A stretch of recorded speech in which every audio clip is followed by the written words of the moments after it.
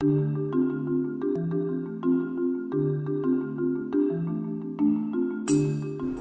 like to talk a little bit about how we, Ford Motor Company, have ranked the 25 top EV-ready cities across the United States. First and foremost, we think one of the most important things to do is to have an advisory board. And that advisory board within each city consists of what we think are the three most important stakeholders.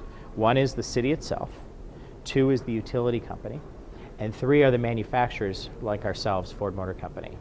Once you have those three legs of the stool, that group can really set all of the requirements and solve all of the challenges to help electrification.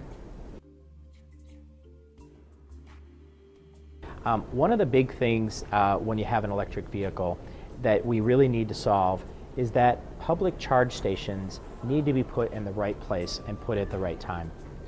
There's nothing worse than having some of the best parking spots of a location dedicated to electric vehicles and having too many of them and having some of the best prime parking not being used. So having an urban planning approach where you actually look at traffic flows and where people spend their time is paramount to getting the right charge stations in the right place at the right time.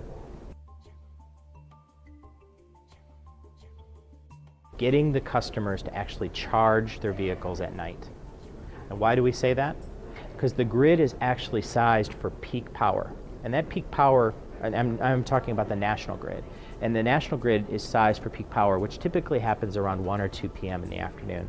That's when all businesses and air conditioners are running.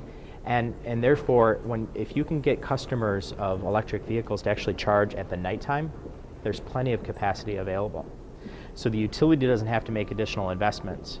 And then if you put the right incentives in place to charge at night, the customers of electric vehicles will actually reduce their cost of charging. We talk about how permitting really needs to be reduced into this 48-hour window to really make the customer be able to get a charge station installed at a reasonable time. So if you look at Los Angeles, they're an example that have really looked at this challenge and gotten the time out. They've actually gone from a 3-week process down to 48 hours. And actually the whole process now is online, and it's almost as if you get instant approval right when you go online and apply for your permit. So that's going to make the whole buying experience in the Los Angeles area much better for our EV customers.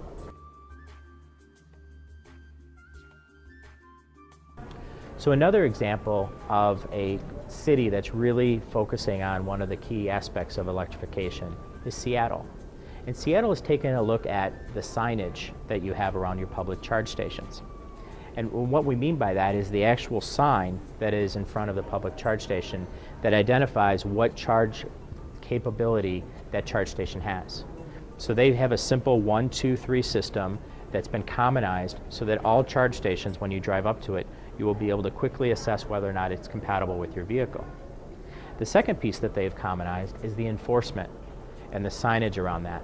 So now there is a common template that says electric vehicles can only park in this spot during this period of time, and if you're not an electric vehicle, then this is what happens, meaning a tow or a ticket. And all of that has been commonized in Seattle. They've done a great job, and we're using that as well as a template with some of the other cities.